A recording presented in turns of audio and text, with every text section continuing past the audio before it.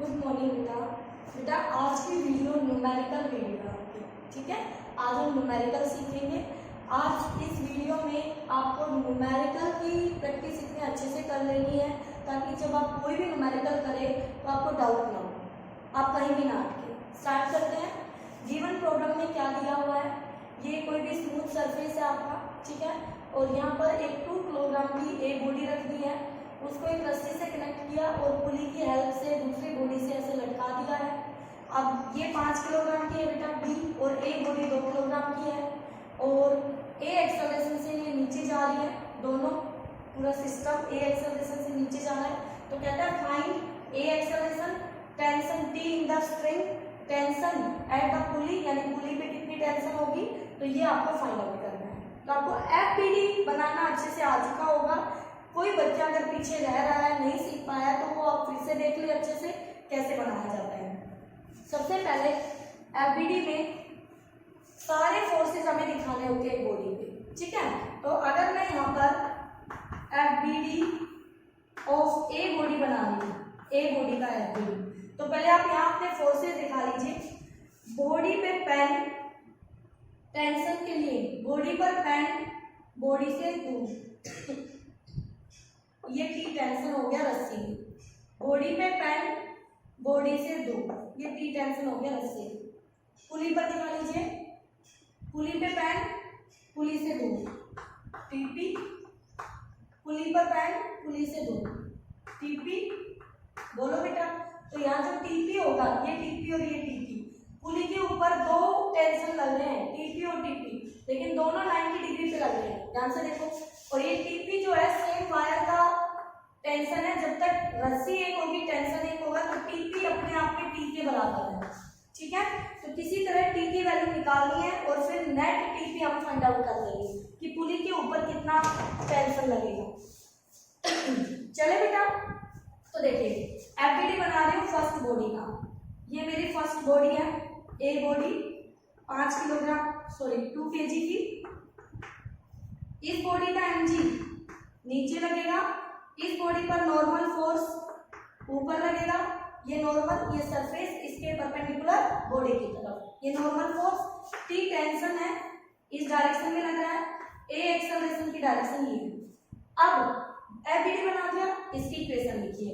तो ये हमारी एक्स एक्सिस, ये हमारी वाई एक्सिस, हमेशा आपको ड्रॉ कर लेनी है बेटा।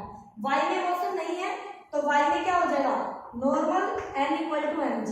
तो n की वैल्यू नहीं पूछी, अगर पूछी होती तो n इक्वल टू mg आ गया आपका, ठीक है।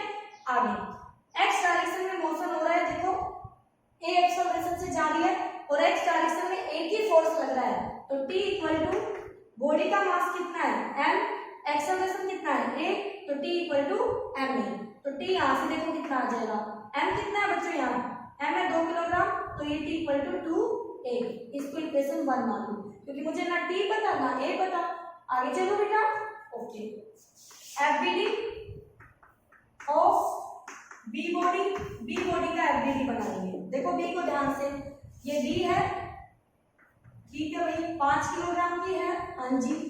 mg तो नीचे लगेगा ही लगेगा, mg कहीं नहीं जाना इस बॉडी का, ठीक है। तो ये 5g हो गया, m है 5 और ये g, 5g हो गया। g की वैल्यू भी लिखे तो ये 50 न्यूटन हो गया, आप जिस भी फॉर्म में लिखना चाहें 50 न्यूटन हो गया, ठीक है बेटा।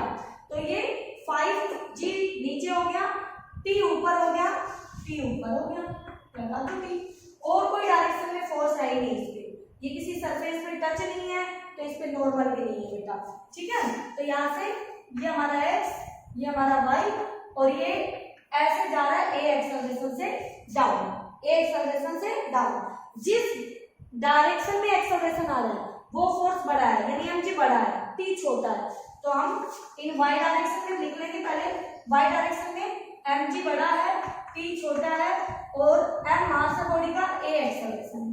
तो mg कितना है 50, t नहीं पता, m कितना है 5, a कितना है नहीं पता, तो यहाँ से t की वैल्यू 2a, क्या मैं यहाँ रख दूँ t की वैल्यू, रख दो 50 minus 2a equal to 5a, तो यहाँ से 7a इक्वल टू 50, तो a आ गया है 50/7 मीटर पर सेकंड स्क्वायर। 50/7 मीटर पर सेकेंड स्क्वायर। ठीक है बेटा, अब इसकी वैल्यू उठा के यहाँ रख दीजिए, तो ये आ जाएगा आपका therefore T tension equal to 2 into में 50 यानी 100/7 न्यूटन। ये आपका टेंशन आ गया। देखिए बेटा, आप इसमें पुट कर लेंगे तो 100/7 आपका ये आ गया। अब देखिए, आपने T निकाल दिया, A निकाल दिया, ये देखिए मैंने दोनों रिजल्ट बंद कर दिए बादल में। ठीक है, कहीं भाग नहीं जाए। ओके, फर्स्ट सेकंड दो रिजल्ट आ चुके हैं। अब बच गया पुली पर टेंशन। ये हमारी पुली, ये है पुली, इस पे ये एक टेंशन है टीपी जो टी के इक्वल है, एक ये टेंशन है टीपी। दो टेंशन है right angle to each other, तो इनका रिजल्टेंट क्या ये आएगा। अब हमें पता है जब दोनों वेक्टर इक्वल हो, परपेंडिकुलर हो, तो उनका रिजल्टेंट यानी नेट टीपी जो आएगा, नेट टेंशन पुली पर, वो क्या हो जाएगा √2 टाइम्स ऑफ टी। तो √2 टाइम्स ऑफ टी होगा, तो टी की वैल्यू कितनी है 100/7, तो ये हो गया 100√2/7 न्यूटन।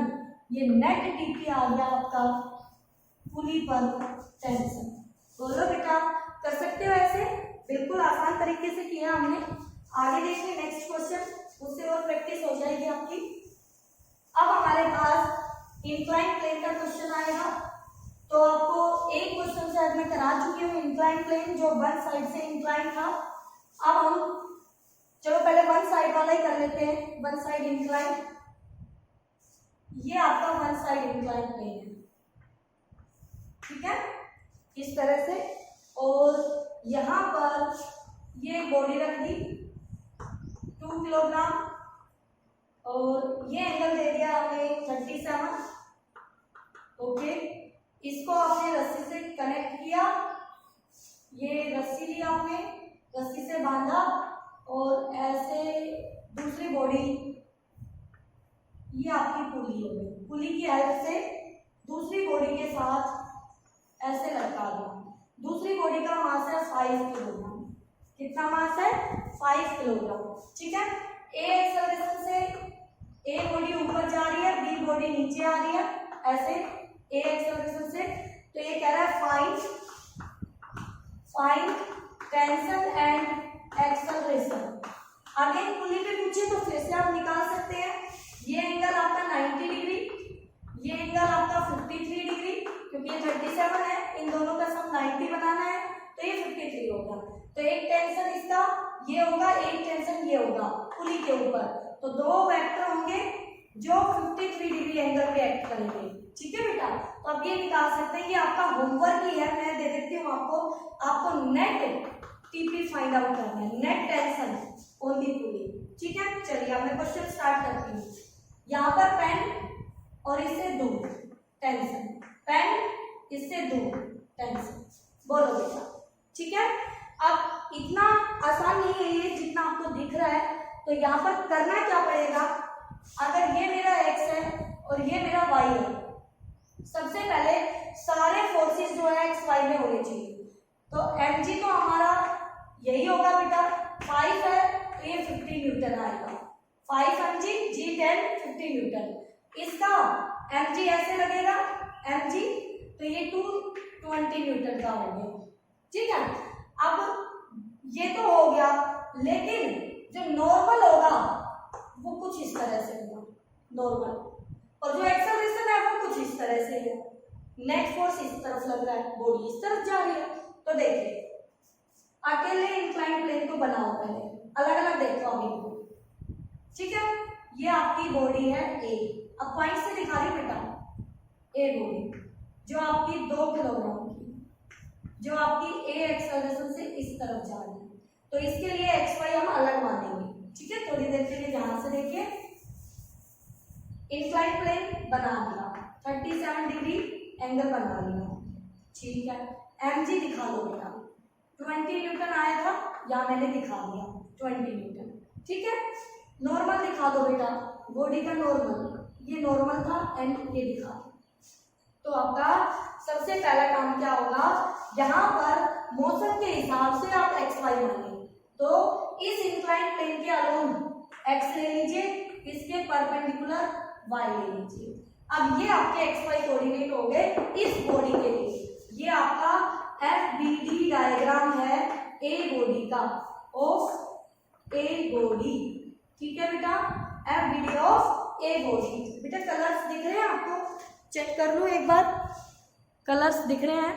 ठीक है, तो यहाँ पर ये आपका FBD है ए बॉडी का। ओके, अब देखो बेटा, ये हमारा एक्स है, ये हमारा वाई है, तो हम 20 न्यूटन को इनके अलोंग तोड़ लेंगे। कैसे तोड़ लेंगे? देखो, ये वाला वाई में टूट गया और इसका परपेंडिकुलर वेक्टर से दूसरी तरफ ये एक्स में। ठीक है, अब देखिए ये एंगल 37 है, तो ये भी 37 डिग्री होगा। वही तरीका जो मैं पहले बताती हूँ, ये एक लाइन, ये दूसरी लाइन, दोनों के बीच 37। इस लाइन का परपेंडिकुलर ये, इस लाइन का परपेंडिकुलर ये, दो लाइनों के बीच जो एंगल वही उनके परपेंडिकुलर के बीच एंगल। ठीक है बेटा, बाकी मैथमेटिकली भी आप समझ सकते हैं कि कैसे ये आता है, लेकिन याद रखने के लिए तरीका बहुत अच्छा है। चले बेटा आगे, 20 न्यूटन 37 एंगल इसके साथ बनाता है, तो ये हो गया 20 cos 37 और ये हो गया इधर 20 sin 37। तो थोड़ा इसको यहाँ पे ए को यहाँ से मिटा के, क्योंकि ये तो आपको पता ही है ना, ये ए बॉडी है 2 किलोग्राम की। अब फोर्स की वैल्यू लिखनी थी बेटा मुझे, तो 20 sin 37 तो लिख दी बेटा। ठीक है, अब देखो बच्चों इसकी वैल्यू cos 37। अब cos छोटे एंगल पे ज्यादा होता है, तो आपको पता है 20 इंटू 4/5, तो ये हो गया 16 न्यूटन। ये कितना आ गया? 16 न्यूटन। ठीक है, 20 sin 37 होता है 3/5, 3/5, ये हो गया 12 न्यूटन। ये 12 न्यूटन आ गया। दो फोर्स आ चुके हैं, एक्स और वाई में बेटा, एक 16 न्यूटन का, एक 12 न्यूटन का। ठीक है, अब देखिए क्या वाई डायरेक्शन में बॉडी जा रही है ऐसे? नहीं जा रही, तो नहीं जा रही तो n इक्वल टू कितना आ गया? 16 न्यूटन। कितना आ गया? n आ चुका है 16 न्यूटन। अगर n की वैल्यू पूछी होती तो हम फाइंड आउट कर चुके हैं, ए बॉडी का नॉर्मल 16 न्यूटन का लगेगा। ठीक है, अब आ जाइए इस डायरेक्शन में एक्स में, वाई में तो नहीं जा रही बट एक्स में मूव कर रही है ए एक्सेलरेशन से। कैसे मूव कर रही है? ए एक्सेलरेशन से। तो इसमें टेंशन टी रह गया इस डायरेक्शन का, वो आप दिखा लीजिए, ये टेंशन लग रहा है सी। तो भैया इस डायरेक्शन में टेंशन है और एक 12 न्यूटन, लेकिन जा रही है टेंशन के अलोंग, इसका मतलब ये बड़ा और ये छोटा। इक्वेशन बना दो, T - 12 m इंटू में a, m कितना है? 2 किलोग्राम, तो 2 इंटू में a, इक्वेशन बन गई। बेटा इंक्लाइन प्लेन वाले की FBD समझ में आई? दोबारा से रिपीट करके देख ले, धीरे धीरे देख ले। अब आ जाइए FBD of B body. B body का FBD देखिए, ये हमारी बी बॉडी 5 किलोग्राम। ठीक है, इस पे दो फोर्स लग रहे हैं, mg है 50 न्यूटन, ये 50 न्यूटन, T टेंशन है ऊपर और ये A एक्सेलरेशन से नीचे जाता है।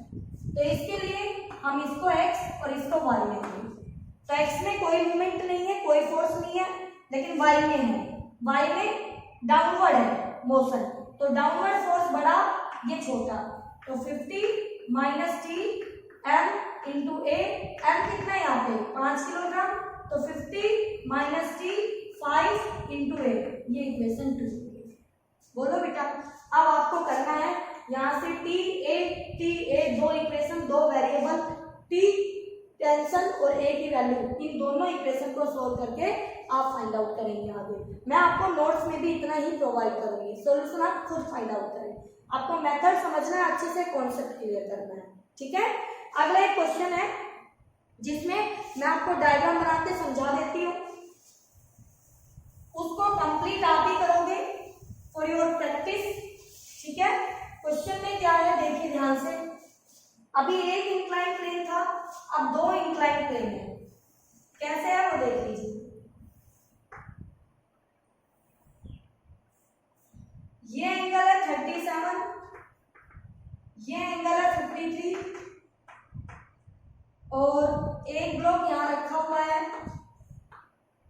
ये आपका 2 किलोग्राम का रस्सी से बांधकर दूसरी साइड एक ब्लॉक ले लिया 5 किलोग्राम का, यहां पर पुली लगा दी, ओवर ये पुली रस्सी को लेके गए हैं ऐसे, ठीक है। ये पुली है, कहता है find A and T acceleration and tension in the string, ये आपको फाइंड आउट करना है, ठीक है। सबसे पहली बात, इसका एफबीडी अलग बनाएंगे, इंक्लाइन प्लेन बना लो 37 जैसे अभी समझाया था, ए बॉडी बना लो, ए बॉडी का एमजी बना लो, फिर उसका नॉर्मल बना लो, फिर उसका टेंशन दिखा दो, हो गया। अब एमजी को तोड़ दो, एक कंपोनेंट, दो कंपोनेंट। अब मैडम आपने एक ही डायरेक्शन ले ली, क्या हो गया बेटा, मैंने ले ली तो कोई बात नहीं, आप खुद से मान लो, अपनी मर्जी से कोई भी डायरेक्शन मान लो, या तो इस तरफ मानेंगे आप ए एक्सेलरेशन ऐसे, या फिर इसके अपोजिट मानेंगे, जो भी आप डायरेक्शन माने, अगर उससे आंसर आपका ए का पॉजिटिव आता है तो आपकी सही डायरेक्शन है, अगर आंसर नेगेटिव आता है बेटा तो आप समझ जाइएगा आपने जो डायरेक्शन ली थी वो उल्टी ली थी, बस और कुछ नहीं होगा, तो आप समझ जाएंगे, ठीक है। तो आपने इसके हिसाब से चलना है, तो इसके हिसाब से फिर इक्वेशन लिखना शुरू कर देना। तो ये दिखा दी ए एक्सेलरेशन, अब इसमें ये x मानेंगे और ये y मानेंगे, तो y में मोशन नहीं है, x में है, t बड़ा, ये वाला फोर्स छोटा, इसमें से ये घटाया इक्वल टू m में लगाया, पहली बॉडी के लिए हो गया, दूसरी के लिए फिर इंक्लाइन प्लेन बनाएंगे, दूसरी बॉडी बनाएंगे, एंगल 53 दिखाया बच्चों, इस बॉडी का mg नीचे दिखाया बेटा, इस बॉडी का टेंशन ये दिखाया बच्चों, इस बॉडी का नॉर्मल ये दिखाया बेटा, mg को तोड़ लो, mg को एक कंपोनेंट ये आया, दूसरा कंपोनेंट ये आया, ये एंगल 53 बना, ये बन गया mg cos 53, mg sin 53, body नीचे आ रही है ये एक्सेलरेशन से, तो ये बड़ा ये छोटा, इसमें से ये घटाया इक्वल टू m ले लिया, कोई मुश्किल है, कुछ भी मुश्किल नहीं है, ठीक है। तो ये आपको प्रॉपर स्टेप लिख के फॉलो करना है, ठीक है बेटा, पूरा मेथड आपको मैंने समझा दिया है, ओके। तो आप इस तरह से वो टिपिकल क्वेश्चन भी कर सकते हैं आसानी से, ऐसे जब आप कंपोनेंट में तोड़ना सीख जाए। अब ये वही बच्चा कर सकता है जिसके कंपोनेंट वगैरह सारे कॉन्सेप्ट क्लियर है, जिसने शुरू से लेके अब तक एक एक वीडियो बहुत ही ध्यान से देखी है और प्रैक्टिस कर रहा है, ओके बेटा। चलो